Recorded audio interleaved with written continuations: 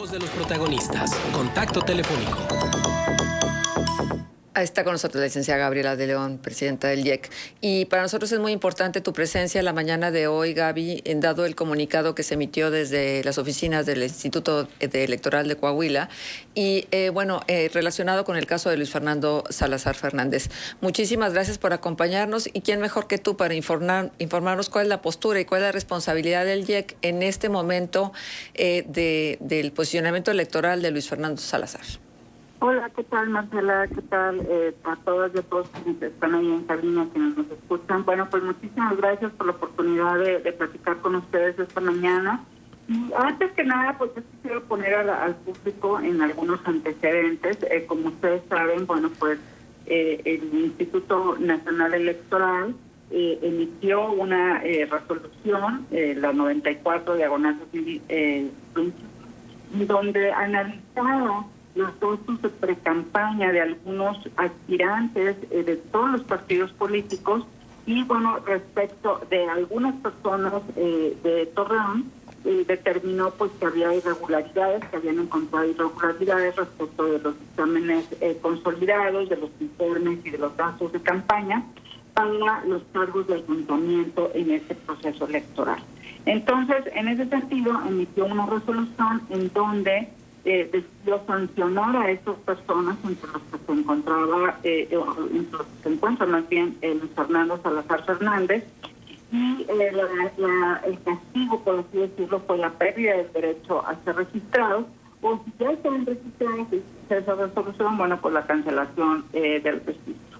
Entonces, bueno, en ese sentido, recibimos nosotros el 3 de abril el registro de Luis Fernando Salazar, es decir, nos presentó sus documentos y pues nosotros lo que hicimos fue negarle el registro derivado de esta sanción que ya se le había impuesto. Evidentemente, esta persona pues no estuvo de acuerdo con la sanción, impugnó ante la Sala Regional en Monterrey y ya emitieron una sentencia. Esa sentencia tiene dos partes. Por una parte, confirma la resolución del Instituto Nacional Electoral, donde se acreditan, la calidad de precandidatos, y también se acredita la omisión de presentar informes de gastos de precampaña, y por otro lado revoca, pero esa revocación, Marcela, es perfecto. O sea, no es una revocación plena o lisa y llana, y lo que hace es que vincula al INE a cumplir con la resolución. Y ese cumplimiento consiste en que de nueva cuenta califique la falta que cometieron no solamente Luis Fernando Salazar, sino hay otras personas involucradas como José Ángel Pérez Hernández, Yasmín Esperanza Davis Estrada, Luis Fernando Salazar Fernández y Mirosada Sánchez Galván. Y bueno, lo que dice el tribunal al INE es, vuelve a revisar esa sanción y determina si la pérdida del registro es la adecuada, ¿no? Uh-huh. Entonces estamos ahorita en espera de cumplimiento de esa sentencia por parte del Instituto Nacional Electoral, y lo que ha sucedido es que de nueva cuenta Fernando Salazar solicita su registro ante el INE. Por supuesto que el día de ayer lo que hicimos en el IEC es negarle de nueva cuenta el registro para la alcaldía de Torreón por el partido homónimo. Pero entonces la relación de Luis Fernando Salazar con el IEC es exclusivamente en torno al registro. La resolución del caso que se lleva es competencia del INE.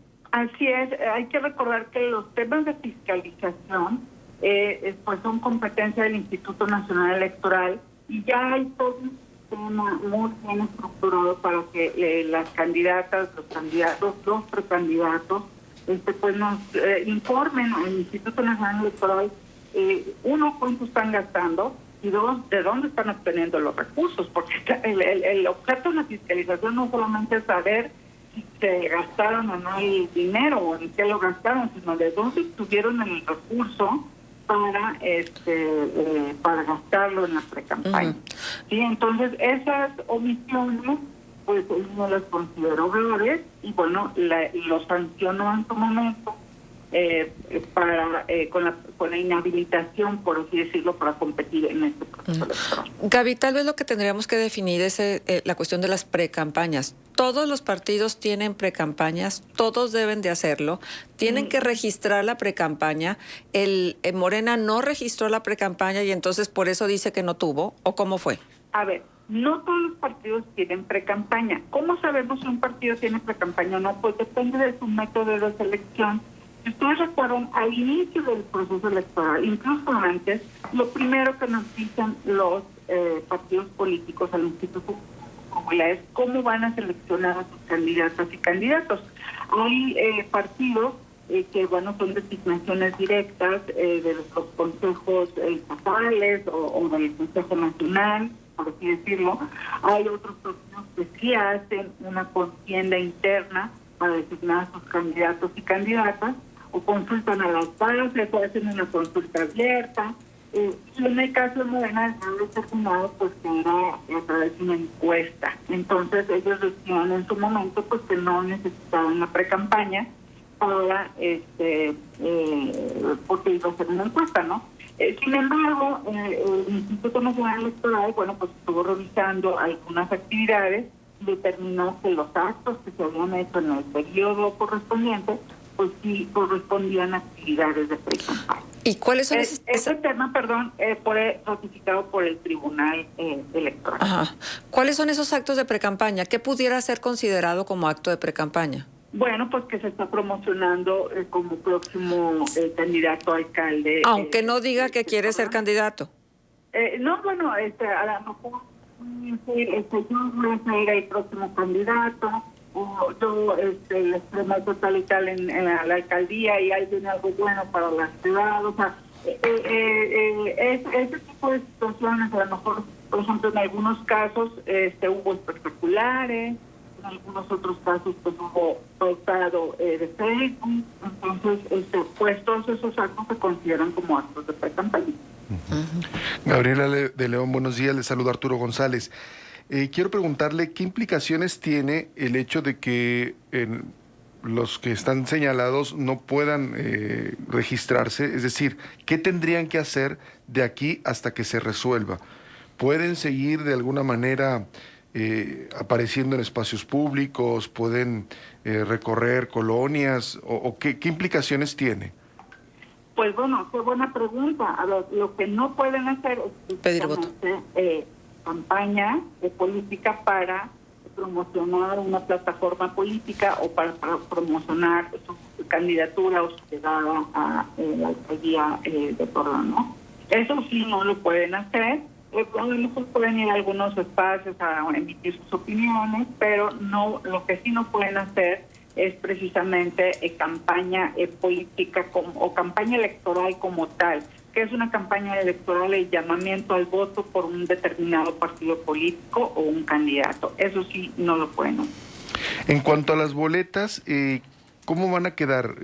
¿Habrá un espacio en la boleta, independientemente cómo se resuelva, para los candidatos o el candidato de Morena sin nombre?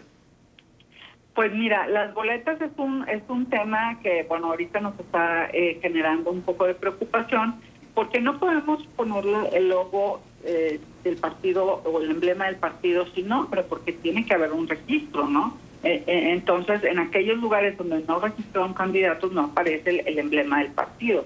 Entonces, ahorita la boleta que está aprobada en Torreón no aparece el emblema del partido. Entonces, ¿qué es lo que hicimos? A ver, en la documentación electoral, pues son elementos prioritarios para el Instituto Electoral de Coahuila. Ya mandamos a hacer las boletas.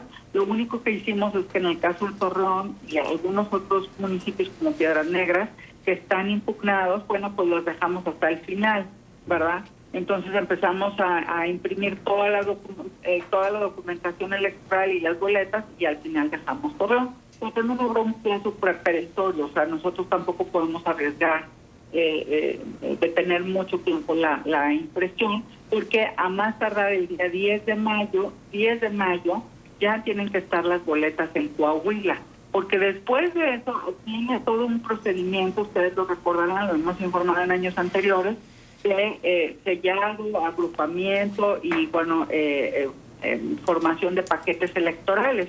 Ustedes saben que cada boleta se revisa, se sella, se agrupa y, bueno, se arma el paquete electoral que finalmente va a dar a la... Gaby, buen día. Saluda a Manuel Cerrato. Ayer la candidata de UDC, Estrella Salas, declinó en favor de Luis Fernando Salazar. ¿Eso no tiene ninguna implicación en la situación de Luis Fernando? O sea, ¿no se puede tomar como un acto proselitista o sí? Pues mira, lo que nosotros tenemos, bueno, afortunadamente no está hecha la boleta todavía de Torreón, y como nosotros la visualizamos es como la renuncia de un candidato, ¿no? O sea, esto es algo normal, generalmente a veces renuncian los candidatos, y bueno, nosotros lo estamos tomando como una renuncia. Ella dice que se suma a un proyecto, pero ese proyecto no está registrado hasta el día de hoy en el Instituto Electoral de Coahuila, es decir, no tiene un registro válido para poder competir y hasta el día de hoy no aparecería en la boleta. Okay. Esta situación puede cambiar en los próximos días, pero la situación actual de Torreón es que la boleta electoral, que ya está aprobada, no aparece ni el nombre de este candidato o este supuesto candidato ni el emblema del partido. Ahora, según los tiempos de todas estas resoluciones, y depende obviamente de cómo se den las cosas, pero ¿le podría alcanzar a Luis Fernando Salazar a llegar al debate entre candidatos, que si no recuerdo mal será por ahí del 16 de mayo? Pues mira, no pudiera yo determinar, porque, a ver, el INE tiene que resolver, y el INE puede decir sí, que compite, pero también puede decir no. Entonces, si dice no, pues todavía hay otra cadena impugnativa que se tiene que agotar. Claro. La realidad es que el camino es largo y no sabemos si le alcanza o no para estar en el debate, pero bueno, pues nosotros en el Instituto Electoral evidentemente estaremos acatando las resoluciones del Tribunal Electoral y estamos muy pendientes de lo que se resuelva. Ajá. También se decía, Gaby, y déjame preguntarte, que el PT tampoco estaría figurando en la boleta. Sí están las siglas del PT, pero no trae candidato. La imagen del PT, pero no trae candidato, ¿o cómo es? No, en aquellos municipios en donde los partidos no registraron candidatos, no aparece el emblema del partido. ¿Sí? O sea, simplemente no están. No todos los partidos registran en todos los municipios, ¿no? Incluso el propio Morena había registrado solamente en 35. Hay partidos que registraron en 20. O sea, no todos los partidos registran en todos los municipios. Entonces, en aquellos municipios en donde el partido no haya registrado candidato o candidata, no aparece el emblema del partido, porque además sería un despropósito y, bueno, confundiríamos al electorado con un emblema que no está compitiendo por el candidato, ¿no? Ajá. El hecho de que lo que se emitió por parte de la sala no traiga un plazo fatal, es decir, no diga exactamente en qué tiempo se debe de resolver el caso de Luis Fernando Salazar, ¿quiere decir que se puede extender tanto como ellos consideren necesario?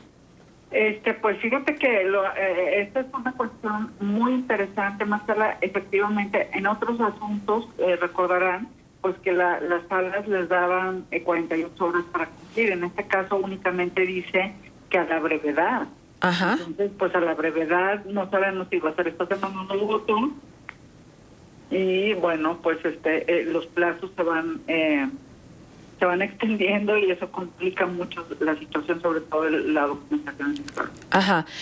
Independientemente de lo que se resuelva finalmente, ¿ya están asentados los agravios por los que se le señala a Luis Fernando Salazar y a los otros que pretendieron ser candidatos, a José Ángel Pérez, a Miroslava Sánchez, etcétera? Es decir, sí, bueno, ¿eso ya está asentado? Sí, la sentencia del Tribunal Electoral, como te comentaba, está en dos partes. Una parte confirma y otra parte revoca, ¿no? La confirmación es precisamente en decir si hubo precampaña, efectivamente hubo una omisión de presentar sus informes de gastos de precampaña, hay irregularidades, lo único es esto contigo todo firme, ¿no? Lo único que el tribunal dice, bueno, a ver, checa la sanción. a ver si la sanción efectivamente está bien graduada o no. Pero sí, esa parte ya quedó resuelta. Sí, la individualización de la sentencia, es decir, no se va a dar una sentencia en bloque. ¿Hace diferencia, Gaby? Pues mira, generalmente son los mismos criterios, ¿no? ¿De qué también depende? Bueno, de la cantidad de dinero que se les haya encontrado no reportados. Por ejemplo, hay personas que fueron 5,000 pesos y hay personas que pesos que se hasta 1,000,000 de pesos. Entonces, también depende mucho de esa cuestión. Pero bueno, hasta ahorita el criterio del INE ha sido que pues tienen que reportar sus gastos de pre-campaña, sobre todo, más que todo, transparentar de dónde están obteniendo el recurso para esos gastos. Ajá. Gaby, evidentemente no era con el IEC a donde se tenía que dirigir Luis Fernando, porque finalmente ustedes no podían aceptar el registro, porque otra autoridad se los impedía, ¿sí? Y tampoco podían devolvérselo porque otra autoridad, el INE en este caso, se los impedía. ¿Fue publicitarse? ¿Fue mantenerse vivo? ¿Cuál es la lectura que ustedes hacen? Pues mira, no, yo no, como árbitro pues no quisiera comentar eso. Lo único que sí quiero comentarle al público es que nosotros estamos actuando conforme a derecho y conforme a lo que nos ha ordenado tanto el INE como la Sala Regional de Monterrey. También decirles que hay un proceso electoral, hay reglas que tienen que cumplir los candidatos y bueno, pues eso es lo que buscamos los ciudadanos, ¿no? O sea, hay gente que, bueno, cumplió con las reglas, nada más. Aquí pues ya registramos 6,000, realizamos 6,000 registros maternos. Todos los que lo hicieron esta campaña tenían acceso al sistema, presentaron sus gastos, y tampoco es algo así del otro mundo, ¿no? Entonces hay que cumplir con la norma y nosotros vamos a esperar a que el INE determine. Y bueno, en base a eso estaremos también determinando. Y nosotros estaremos atentos a ello. Muchísimas gracias, Muchas Gaby, gracias por tomarnos la llamada y por comentarnos. Gracias. Al contrario, gracias por usted. Hasta luego. Estuvo Gabriela de León, presidenta del IEC en Coahuila, pues muy puntual, haciendo estas afirmaciones y observaciones en torno al caso de Luis Fernando Salazar Fernández. Son las 7 de la mañana con 49 minutos. Vamos a hacer pausa comercial. Regresamos enseguida. Contextos.